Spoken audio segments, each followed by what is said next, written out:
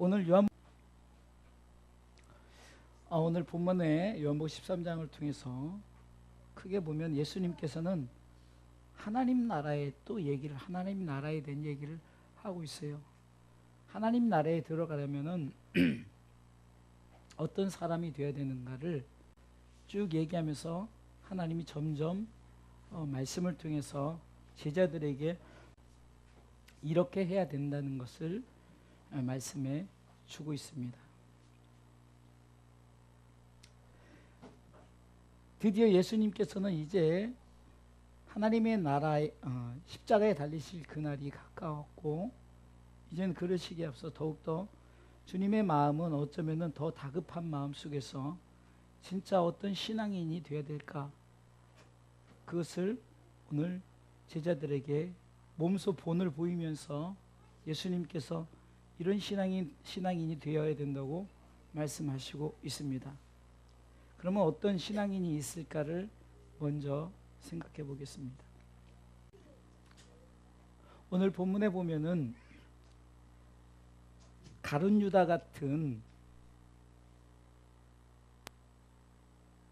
그런 신앙인이 있습니다.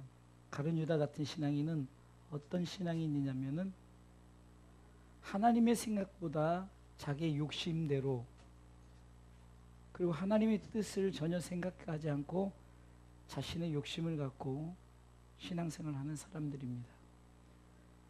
가룟 유다는 결국은 저가 사단의 이끌림 속에, 사단이 예수를 팔 생각도 주고 행동에 옮기게 하고 전혀 예수님의 그 사역에는 관심이 없는 사람이었어요. 실질적으로 오늘 본문에 보면은 두 가지 일을 하면서 예수님께서 두 가지 그 제자들과 함께 마지막 그 십자가의 길을 가기 전에 제자들에게 첫 번째 발을 씻기면서도 말씀했어요. 발을 씻기면서도 예수님께서 이 중에 나를 팔 자가 있다고 말씀합니다. 그것을 비유로 다 깨끗이 아니한 사람이 있다라고 이렇게 말을 하죠. 또한 식사를 나누면서 내가 한 조각을 찍어다가 주는 자가 나를 배반할 자다라고 26절 말씀에도 그렇게 하고 있습니다. 근데 오늘 본문에 보면은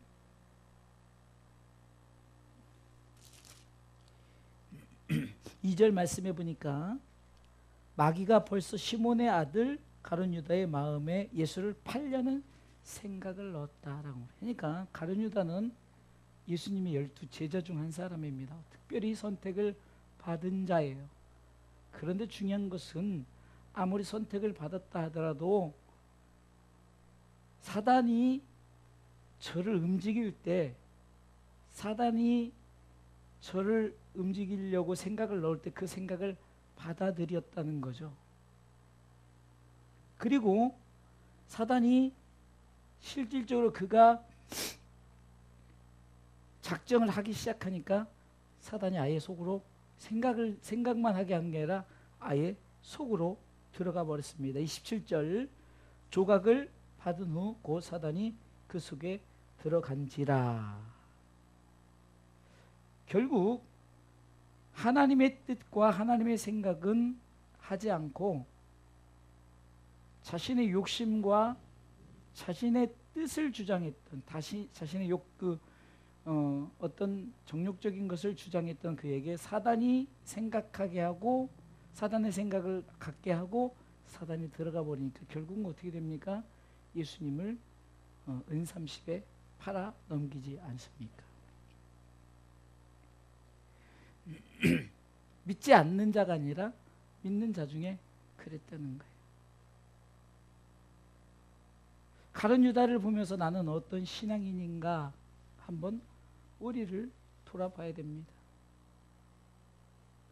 우리가 아무리 주의를 하려고 해도 내 정신이, 그래서 우리가 영과 육과 혼이라고 말하는 거예요. 이게 이분설도 있고 영육이라고 말하는 이분설도 있고 삼분설도 있지만 그냥 좀 더 나눈다면은 영이 있고 육이 있고 혼이라는 것은 정신세계, 내 정신. 그래서 우리가 혼이 나갔다는 게 정신이 나가버린 거, 미쳐버린 거를 혼이 나갔다는 거죠. 영과는 조금 다른 개념입니다. 그러니까 내 정신세계에서 내가 그것을 다스리지 못하고 내가 중심을 잡지 못하면은 그냥 혼이 나가버리는 거예요. 내 의지대로 하는 것이 아니라 내가 지금 뭘 했지? 내가 지금 뭘 했지? 그러니까 그것을 우리가 어떻게 할 수 있습니까? 가룟 유다가 예수님을 그 은삼집 팔고 나서 바로 후회를 하잖아요. 그러니까 잠깐 정신이 나갔던 거예요. 그게 왜 그랬습니까? 사단이 우리를 정신이 나가게끔 이 혼을 잡고, 그래서 우리가 혼을 어지럽게 하는 이런 일들. 그래서 신앙의 상태에서 중요한 것이 우리가 정신줄을 똑바로 놓고 신앙생활을 하지 않으면은 우리가 언제 사단이 우리 속에 생각을 또한 우리 속에 확 들어와서 우리를 지배한다는 거예요. 그래서 우리가 정신줄을 똑바로 차리고 신앙생활을 하지 않으면 우리도 모르게 내가 지금 마치 목류병 환자처럼 내가 그냥 생각도 없이 길을 가게 되고 생각도 없이 일을 저지르게 되는 거예요. 이 시대에 많은 혼이 나간 사람들의 모습들을 보세요. 정말 자기가 살인을 저지르고도 내가 왜 그랬지? 내가 왜 이런 행동을 했지? 할 정도로 사단은 엄청나게 그 사람의 그 정신세계를 움직여가지고 결국은 생각지도 못한 죄를, 범죄를 저지르게 만든다는 거예요. 그런데 오늘 본문에 가룟 유다는 12 제자 중에 한 사람이라는 거예요. 예수님께서 선택한 사람 중에 하나. 우리가 이것에 좀 포커스를 맞춰야 돼요. 누구나 예외는 없는 거예요. 그래서 첫 번째는 내가 정말로 가룟 유다 같은 신앙인이 되지려면 바로 정신줄을 놓지 않는 거예요. 영적인 문제 전에 우리가 정신을 놓지 않으면은, 정신줄을 꼭 붙들지 않으면은, 놓쳐버리면은 우리도 모르게 혼이 나가버려요.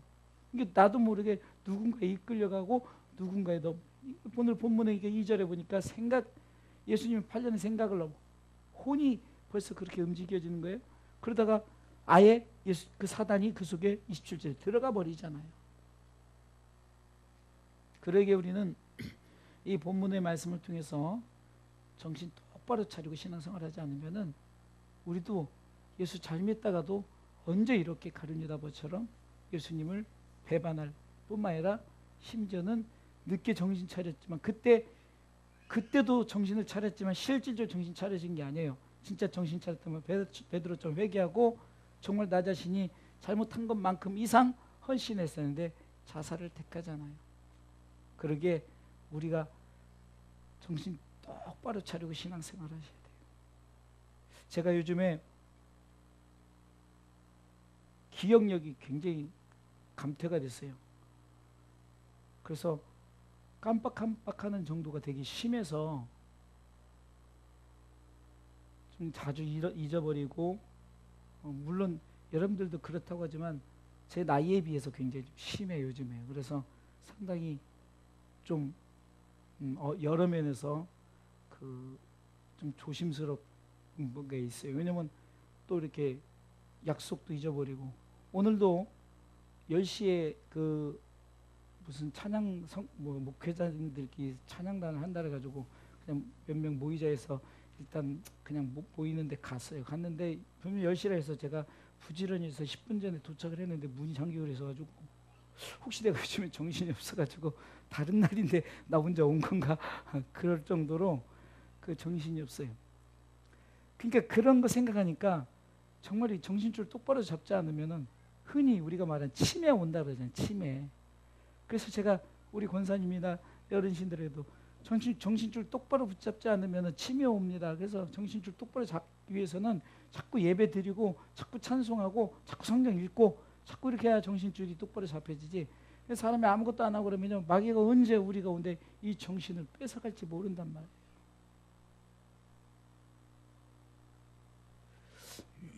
두 번째 신앙인은 베드로 같은 신앙인을 우리가 볼 수가 있습니다. 오늘 전체적인 배경을 통해서 베드로는 어쩌면은 그가 진짜 구원을 받았고 제자의 길을 가고 있지만 정말 자신의 그 신앙의 상태가 어떤지를 잘 모르고 내가 지금 어떤 상황인가를 잘 모르는 것을 우리가 성경을 통해서 볼 수 있습니다.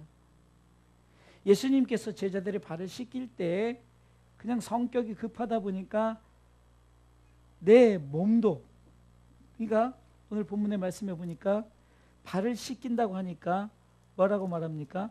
내 발뿐 아니라 손과 머리도 씻겨주. 이 말은 차라리 나를 목욕시켜 주세요 라고 말하는 거죠. 그러니까 구원받은 자는 목욕할 필요가 없다는, 그러니까 구원받은 자는 이미 구원받았기 때문에 어쩌면은 그 발을 씻는다는 개념은 성례적인 개념에서 우리가 신앙의 생활을 하는 이 구원받은 자, 구원에 대한 확신은 확실히 있으니까 우린 더 이상 마치 구원파들이 너 언제 구원받았느냐 헷갈리면 또다시 너 구원을 받아야 되니까 그거를 해야 된다 이런 게 아니라 우리는 이미 구원받은 자로서 발만 씻는다는 것은 우리 항상 예배 가운데 성례, 하나님을 향한 우리의 어떤 그 발을 씻는 모습으로서 우리 하나님 앞에 드려지는, 내가 헌신하는, 내가 중심을 앞에 나가는 이런 모습이 바로 우리의 신앙의 모습인데, 우리는 자꾸 신앙생활하면서 이 베드로처럼 착각하는 거예요. 내가 발만 씻을 것이 아니라 내가 목욕을 해야 됩니다. 차라리. 그러니까 예수님께서 뭐라고 말합니까? 10절 말씀 보겠습니다. 예수께서 가라사대 이미 목욕한 자는 발밖에 씻을 필요가 없느니라. 온몸이 깨끗하니라. 온몸이 깨끗하다는 거예요. 이 말은 뭡니까? 구원받은 자는 이미 구원받은 백성이라는 거예요. 그러면 발만 씻는다는 뭡니까? 우리가 하나님 앞에 예배자로서 늘 예배드리는 삶을 우리가 살면 되는 거예요. 구원받았다 하고 왜 예수님께서 발을 씻겼겠습니까? 이 발을 씻긴다는 의미를 통해서 주님 앞에 나아가는 그런 자세의 모습을 우리가 항상 가져야 돼요. 그냥 단순히 세족식이 아닙니다. 그냥 세족식으로 우리가 그냥 의미를 받아들이면은 그냥 우리가 단순히 우리가 세족식을 통해서 발을 씻기면서 내가 이렇게 헌신하니까 내가 이렇게 발을 씻기니까 막 감동받고 이런 의미가 아니에요. 제가 성경을 계속해서 듣고 계속해서 읽어보면요, 주님이 말씀하시는 의미를 생각해 봐야 돼요. 그냥 한 부분을 생각하는 것이 아니라 오늘 요한복음 13장 전체를 계속해서 반복적으로 들어보면서 정말 이 어떤 의미를 갖고 오늘 우리가 말씀을 나눠야 될 것인가, 하나를 가지고 말씀을 나누는 것이 아니라 전체적인 의미를 가지고 과연 나는 정말로 이 발 씻는 문제에서 아직까지도 내가 구원에 대한 의심을 갖고 나는 아직도 하나님이 택하지 않은 사람, 그래서 다시 나를 구원해 주세요, 다시 나를 이것이 아니란 말이에요. 우리가 돌아온 탕자를 통해서도 볼 때 돌아온 탕자가 비록 집을 나갔지만 그가 돌아왔을 때는 그 모든 것이 회복되어졌어요. 이 말은 뭡니까? 이미 다 준비되어졌어요. 돌아오기만 하면 되는 거예요. 그게 뭡니까? 내가 내 중심 속에서 나는 구원받은 백성이다라고 생각하고 아버지께로 하나님께로 돌아가기만 하면은 여전히 우리에게 주어진 그런 은혜들은 여전히 그 자리에 있다는 거예요. 있습니까? 그 자리에 있어요. 그러니까 베드로처럼 우리가 의심하지 마시고, 베드로가 사실 의심했던 건 아니고 좀 영적 무식함이 있는 거예요. 그러니까 주님의 뜻을 잘 이해를 못한 거죠. 그러면서 이렇게 말합니다. 이제 너희들에게 내가 발만 씻기면 된다라는 의미를 통해서 볼 때 너희들이 내가 이렇게 발을 씻기는 본을 보였던 것처럼 너희들도 뭐라고 말합니까? 너희들도 가서 사람들의 발을 씻겨주라 이 말이죠. 이 말은 우리가 한번 생각해 보세요. 구원받은 자가 구원받았으니 구원받은 자들이 서로 항상 하나님 앞에서 예배를 통해서 예배로 나가는 거예요. 우리가 하나님께 영광 돌리는 그런 것들을 서로 이렇게 합시다 저렇게 합시다라고 서로 나누고 해야 되는 거지, 그냥 나는 구원받았으니 가만히 있으면 된다 아니에요. 우리는 날마다 발을 씻겨주고 씻겨주고 서로, 이게 바로 예배 공동체 아닙니까? 제가 이번 주 추수감사주의를 지내고 또 만나는 사람마다 교회 자랑을 계속했어요. 우리 교회가 참 이렇게 참 힘들고 어려운 상황 속에서도 이렇게 은혜 가운데 왔습니다. 정말 이번 추수감사주일도 풍성하게 정말 우리 성도들이 정말로 십실만으로 가져 나눠서 함께 나누고 주의 종들과 나누고 성도들 나누고 이렇게 했습니다. 그리고 이제 어떤 교회 지난 날들을 어제도 이제 잠깐 목사님들 몇 분 모여서 대화를 나누는 중에 그런 얘기를 하니까 동감하면서 그러는 거예요.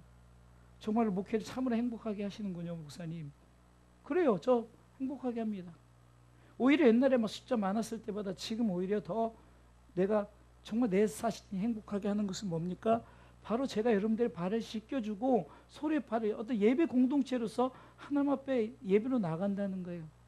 이것이 가장 저에게 행복하고 정말 예배로서 하나님께 나가는 이 모습이 내가 깨닫고 베드로가 깨닫잖아요, 항상요. 베드로가 깨닫고 하나님 앞에 나가는 거예요. 또한 두 번째 근거는 또 어디서 볼 수가 있습니까? 오늘 읽었던 뒷부분에 보면은 이 베드로가 마지막 36절부터 8절까지 한번 보겠습니다. 읽어볼까요? 시작. 시몬 베드로가 가로되 주여 어디로 가시나이까? 예수께서 대답하실 때 나의 가는 곳에 내가 지금은 따라올 수 없으니 후에는 따라오리라. 베드로가 가로되 주여 내가 지금 어찌하여 따를 수 없나이까? 주를 위하여 내 목숨을 버리겠나이다. 예수께서 대답하실 때 내가 나를 위하여 내 목숨을 버리겠느냐? 내가 진실로 이르노니 다 굴기 전에 내가 3번 나를 부인하리라 했고, 드디어 예수님 잡혀가고 그가 이렇게 따라가면서 보다가 결국은 저 사람 예수님과 같이 있던 사람 아니야? 뭐 그래서 3번 그 질문 속에 다 3번 부인하는 부분을 우리가 다 아시죠. 그러니까 우리가 정말 우리의 참신앙은 어디서 알아볼 수가 있습니까? 주님이 십자가 지시는 그 순간 우리는 우리 신앙을 알아볼 수 있다는 거예요. 베드로가 지금 호언장담하지 않습니까? 나는 절대 주님 버리지 않습니다. 내 목숨도 버리겠습니다. 해놓고 어떻게 했습니까? 결국은 예수님을 3번씩이나 심지어는 저주하면서 예수님을 그렇게 대하지 않았습니까? 그러니까 구원받은 사람이 구원의 확신을 갖고 우리가 날마다 그 예배 공동체에 살면서 우리가 믿음으로 서지 않으면 언제든지 우리도 모르게 예수님을 모른다, 심지어는 저주까지 하는 이런 단계까지 이르는 거예요. 구원받았지만 아예 시몬 베드로 가룟 유다는 구원받은 자가 아니에요. 뭐라고 왜 표현합니까? 목욕되지 않은 자도 있다는데 바로 가룟 유다를 가리켜서 얘기하는 거 아닙니까? 깨끗하지 아니한 자가 있다. 그러니까 구원의 그 영역에 들어오지 않은 사람이에요. 그런데 베드로는 구원의 영역에 들어왔지만 저가 어떤 문제가 닥쳤을 때, 어떤 어려움이 있었을 때, 물론 제자들이 다 버리고 다 도망갔어요. 12제자 다 도망갔지만 이 베드로는 한술 더 떠서 예수님을 부인하고 저주까지 하지 않았습니까? 성경을 통해서 우리는 무엇을 생각해야 됩니까? 과연 나는 호언장담할 수 없어요. 우리도 아이고 가룟 유다 이 나쁜 놈 시몬 베드로 저렇게 예수님의 수제자로서 배신할 수 있어? 저럴 수가 있어? 저럴 수가 있어? 이러지만 우리는 모르는 거예요.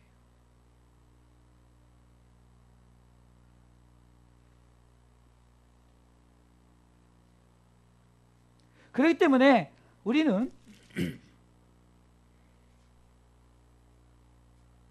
이 신앙의 삶을 통해서 구원받은 자로서 우리가 구원의 확신을 갖고 믿음을 갖고 어떤 예배 공동체를 통해서 내 자신이 하나님 앞에 정말 믿음으로 섬기지 않고 자꾸 우리가 우리 속에 잠깐 딴 생각을 하게 되면 우리도 모르게 예수님 심지어 저주까지 할 수 있는 단계까지 간다는 거예요. 물론 꽃기호하고 닭이 울 때 예수님의 말씀이 생각이 났어요. 그렇죠? 그래서 회개했어요. 이런 부분을 통해서 그래도 두 번째 신앙인은 구원의 확신이 있기 때문에 깨닫는 은혜라도 있단 말이에요. 그러나 구원받지 아니한 자는 결국은 버림받고 자살까지 이르지 않습니까? 마지막 신앙인은 오늘 본문에 누구다 할 수는 없지만 예수님께서 하나님 나라의 일을, 하나님 나라에 대해서 얘기를 하면서 최종적으로 지금은 너희가 따라올 수 없다. 그러나 나중에는 나와 함께 할 것이다 라고 말하면서 어떤 자들 말입니까? 진정한 제자의 신앙인을 말하는 게 제자의 신앙인. 그래서 그것을 예수님께서 어디서 말씀하고 있습니까? 31절부터 쭉 얘기합니다. 31절부터 저가 읽어볼까요? 시작. 저가 나간 후에 예수께서 가라사대 때 지금 인자가 영광을 얻었고 하나님도 인자를 인하여 영광을 얻으셨도다. 만일 하나님이 저로 인하여 영광을 얻으셨으면 하나님도 자기로 인하여 저에게 영광을 주시니 곧 주시리라. 소자들아 내가 아직 잠시 너희와 함께 있겠노라. 너희가 나를 찾을 테나 그러나 일찍 내가 유대인들에게 너희는 나의 가는 곳에 올 수 없다고 말한 것 같이 지금도 너희에게 이르노라. 새 계명을 너희에게 주노니 서로 사랑하라. 내가 너희를 사랑한 것 같이 너희도 서로 사랑하라. 아멘. 이 말은 뭡니까? 그러면서 한 절 더 읽을까요? 35절. 너희가 서로 사랑하면 이로써 모든 사람이 너희가 내 제자인 줄 알리라. 자, 여기 이 본문을 통해서 우리가 알 수 있는 게 뭡니까? 첫 번째는 가룟 유다 같이 구원도 받지 못하고 그냥 구원받은 사람인 줄 알았더니 그것도 아니에요. 근데 두 번째 베드로 같은 사람은 구원의 확신이 있어요. 잠깐 자기 자신이 내가 어떤 상황인지 모르고 예수님이 설명을 해줬을 때 맞아 나는 구원받은 백성이야. 그러면서 나는 이제 발만 씻으면 돼. 깨닫고 그리고 예수님이 너 지금 네가 그렇게 호언장담하지만 네가 나중에 닭 울기 전에 나를 3번 부인하리라. 근데 그대로 현실이 이루어졌고 그가 깨닫고 회개했어요. 근데 진짜 하나님이 원하시는 것은 무엇입니까? 제자의 삶을 사는 신앙인을 말하는 거예요. 이 말은 뭡니까? 내가 주와 선생이 되어 너희의 발을 씻겼던 것처럼 너도 발을 씻기라는 것은 뭡니까? 어디든지 가든지 이 사역을 해야 되는 거예요. 아까도 얘기했듯이 항상 나는 예배자의 삶을 살아야 돼요. 항상 예배자의 삶을 살고 예배 공동체의 삶을 살아갈 때 우리는 흔들리지 않아요. 그리고 이 모습이 그대로 내가 하나님을 사랑한다는 증거예요. 내가 하나님을 사랑한다는 증거가 뭘까요? 하나님이 나를 택해 주셨으니 내가 하나님과 함께 거하는 것, 이것이 지금 하나님 나라에서 우리가 하나님께 거하는 것이 최종적으로 이루어질 그때가 있겠지만 그러나 지금 이 땅에서는 우리가 예배로 나아가는 것이 하나님과 함께 하는 것 아닙니까? 내가 이 자리에 있는 것이 바로 하나님과 함께 하는 것이죠. 너희가 진짜 나를 사랑하냐? 그러면 이 제자의 삶을 살아라. 나와 함께하는 삶을 살고 세상 사람들에 가서 나와 함께하는 삶을 가르치라. 그래야 네가 진짜 제자가 된다라고 말하는 거예요. 그러면서 그런 사람이 나와 함께 그 영광이 닌자가 영광을 받을 그때 너희도 영광을 받으리라 말씀하시는 거죠. 우리는 어떤 보여지는 것들에 의해서 판단하고 제자들이 발을 씻겼네 그러니까 세족식을 통해서 이렇게 하고 어떤 떡을 떼는 것에서 우리가 뭐 성찬 예식에 그럴 때서 이 떡을 먹으면 정말 내가 무슨 영적인 피가 흐르고 영적인 살이 흐르고 이런 개념이 아니라 결국은 이것을 통해서 하나님 나와 무엇을 하고자 하는 모든 성례전이건 또 우리가 예배의식이든 어떤 뭐든 간에 하나님은 우리와 함께 하시기를 원하시는 거예요. 그래서 요한복음 15장에도 내 안에 거하라는 거죠. 그럼 내가 너희 안에 거하겠다는 거죠. 이 말은 뭡니까? 나와 함께 하자는 거예요. 그래서 바울이 깨달은 게 뭡니까? 내가 주님과 함께 하겠다는 거죠. 그래서 내가 그리스도와 함께 하는 거예요. 십자가에 못 박히는 것도 함께 했더니 영광도 함께 받는 거고 그 모든 것도 함께 할 때 그 모든 것이 함께 우리 가운데 주어진다는 사실이에요. 우리가 성경의 사건을 통해서 단순한 그냥 그 시대적 사건으로 본다면은 잘못 우리가 해석할 수 있고 잘못 받아들일 수도 있어요. 그러나 주님이 지금 우리에게 말씀하시고자 하는 것이 무엇일까? 결국은 우리에게 주어진 것은 하나님의 하늘나라의 영광이죠.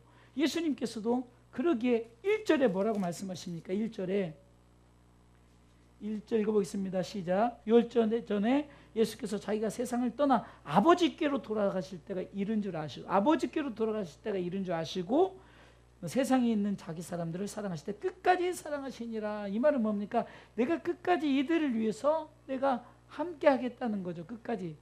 그리고 주님이 가시면서도 뭐랍니까? 내가 비록 가지만 보혜사 성령을 보내주시겠다는 거죠. 이 말은 끝까지 함께 하신다는 것을 보여주시는 거예요. 내가 비록 떠나지만 성령이 너희와 함께. 결국 삼위일체의 하나님이죠. 삼위 하나님께서 같이 일하시니까 그분이 그분이고 그분이 그분이지.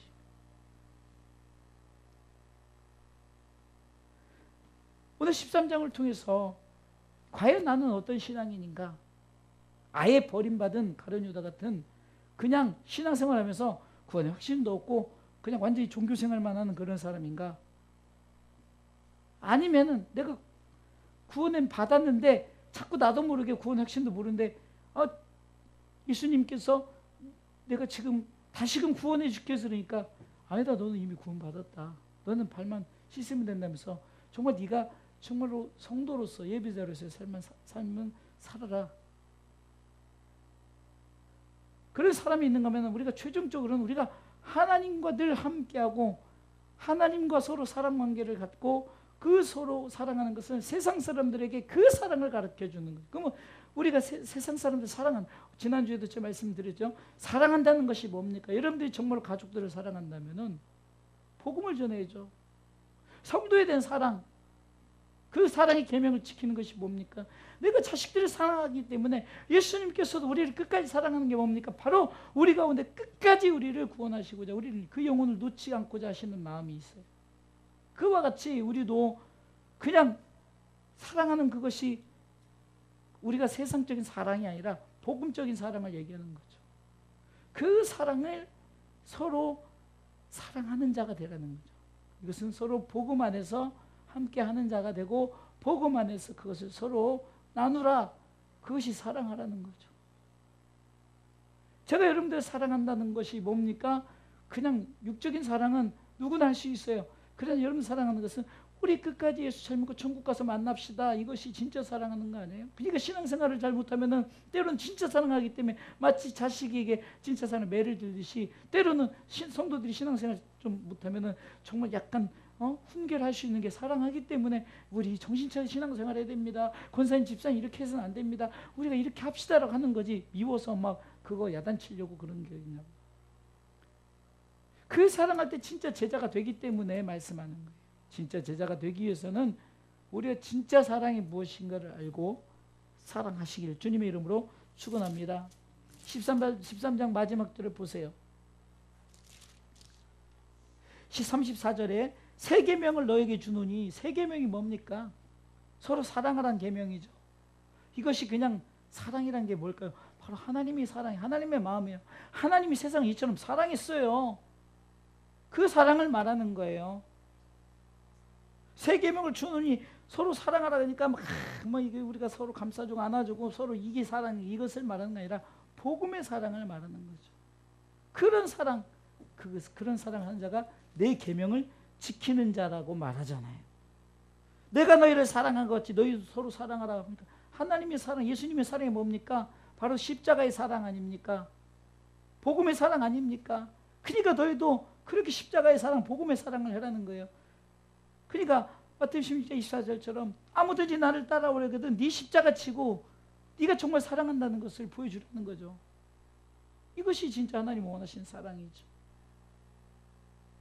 그렇게 사랑할 때 복음의 사랑을 나누고 그렇게 할 때 넌 진짜 내 제자다라는 거죠. 제자. 여기서 말하는 제자는 하나님께서 인정하는, 이제는 내가 선생이다는 것은, 내가 선생이다 그럼 네가 제자다 그러면 어떤 관계가 됩니까? 스승과 어떤 그 사제지간의 관계가 되는 거 아닙니까? 끈끈한. 그러니까 하나님과의 우리 관계 속에서도, 예수님과 우리 관계 속에서도 이런 관계가 되는 거예요. 그래야 진짜 네가 참 신앙인이구나, 참 내 제자구나, 참 내 자녀구나.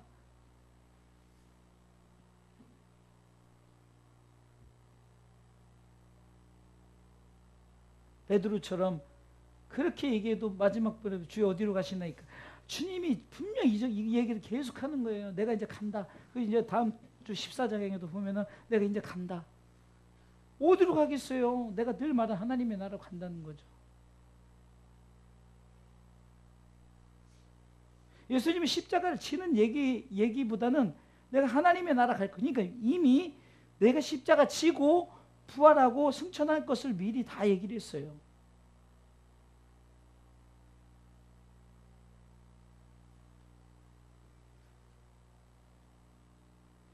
(36절) 보세요.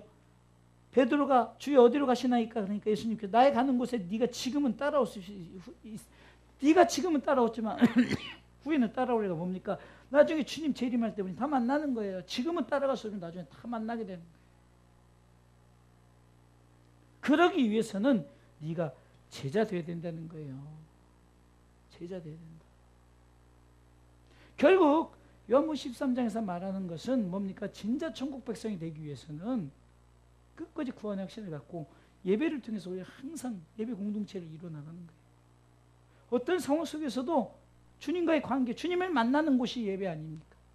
그 자꾸 이 만남의 관계를 갖고 우리가 꾸준히 하지 않으면 여러분들 예배가 없어지고 계속 해보세요. 그러면요 사람이 나태해지게 돼 있는 거예요. 그나마 우리가 예배라도 있기에 예배라도 붙들고 나오니까 그나마 오늘 말씀 또 이렇게 말씀하고 있네. 오늘 말씀이 또 이렇게 하고 있네. 그래서 말씀 속에서 우리가 다시 한번 우리를 돌아볼 수 있는 거죠. 그래서 우리는 제자 같은 신앙인, 나를 돌아보면서 나도 예외일 순 없다. 가룟 유다가 될 수 있고 시몬 베드로처럼 될 수 있고, 그리고 어쩌면 오늘 본문에 그 사랑하는 자가 이름을 안 나죠. 요한 얘기하는 거거든요. 예수님 품에 이렇게 안긴 그 요한처럼 주님 품에 안겨서 어쩌면 그 자신이 어떤 이러든 저러든 그는 편안한 거예요. 그냥 주님 품에 의지하여서. 요한은 그래서 그 사랑을 받고 어쩌면 이렇게 어떤 그 자식 중에도 애교 부리는 사람이 있잖아요. 이렇게 사랑을 이렇게 듬뿍 받고. 그러니까 요한이 그런 사람 중에 하나예요. 예수님 품에 의지하여서 편안히 누워서 재롱도 부리고 그런 사람 중에 하나예요. 어찌 됐든 간에 최종적으로는 요한도 그랬고 베드로도 그랬고 최종적으로는 순교자의 길을 가지 않습니까? 왜 그럴까요? 이 말씀 속에서 그가 깨닫는 바가 있으니까 주님이 이렇게 말씀하셨지 하면서 베드로가 꼭 기호하니까 깨달아진 거야. 그러면서 다시는 그렇게 않겠다면서 내가 정말 주님이 디베라 바닷가에 자기를 찾아오셔서 너 나 사랑하니 너 나 사랑하니 요한복음 21장에 계속 얘기할 때 얼마나 찔림이 있겠어요. 그럼에도 불구하고 주님 내가 주님을 사랑하지 주님이 아시지 않습니까? 그때 주님께서 사명을 주면서 지금 말하는 것처럼 네가 이제는 나를 위해서 이렇게 사랑하라는 이 메시지가 뭡니까? 네가 이제는 띠띠고 나중에 순교할 것이라는 순교 메시지를 주잖아요. 이것이 진짜 사랑하는 방법이거든요. 바울도 그랬고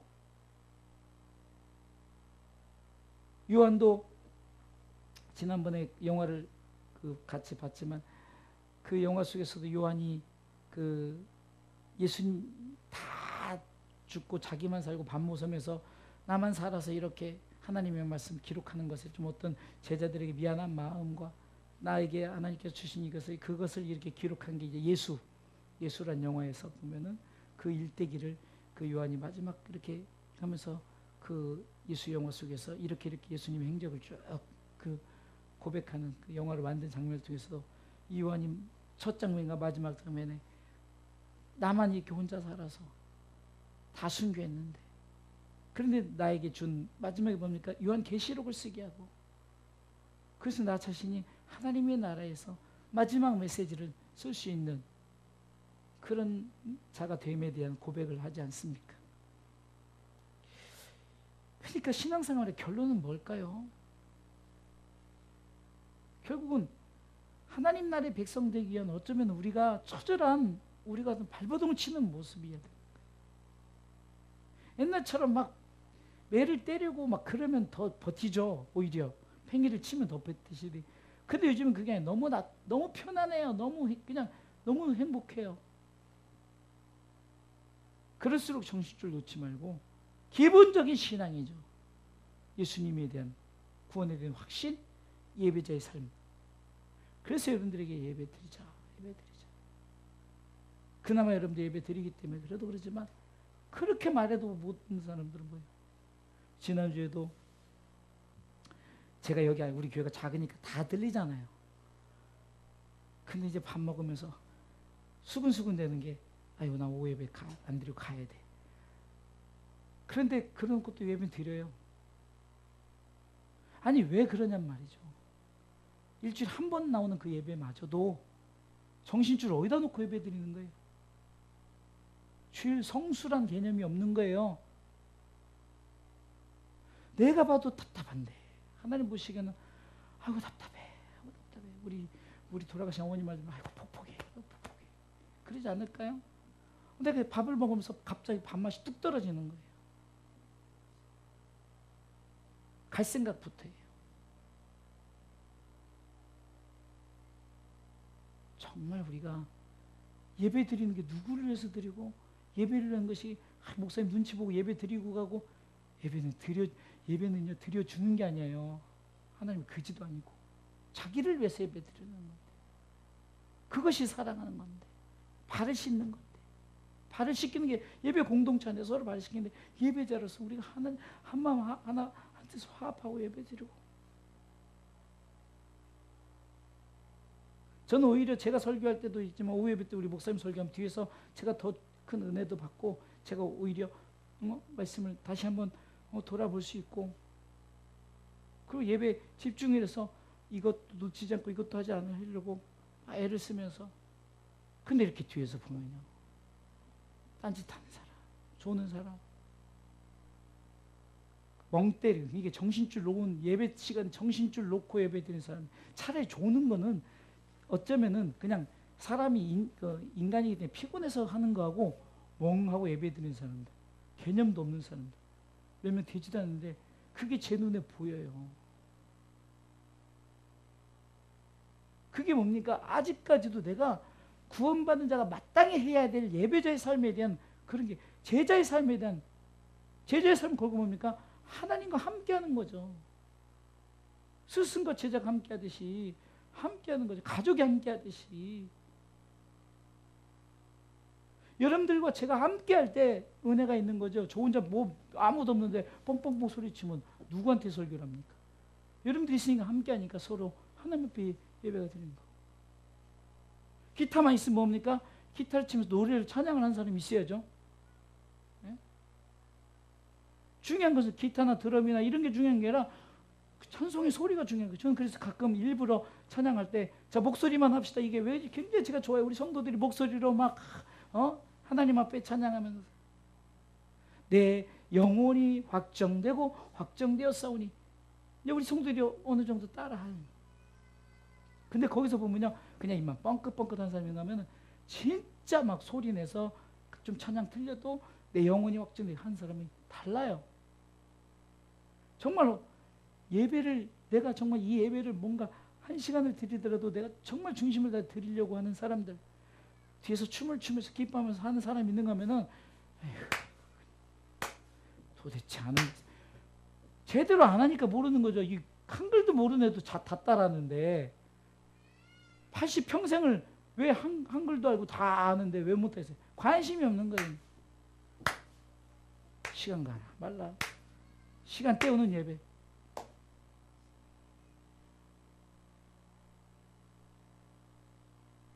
정말 우리가 중심을 다해서 찬양 한 곡을 하더라도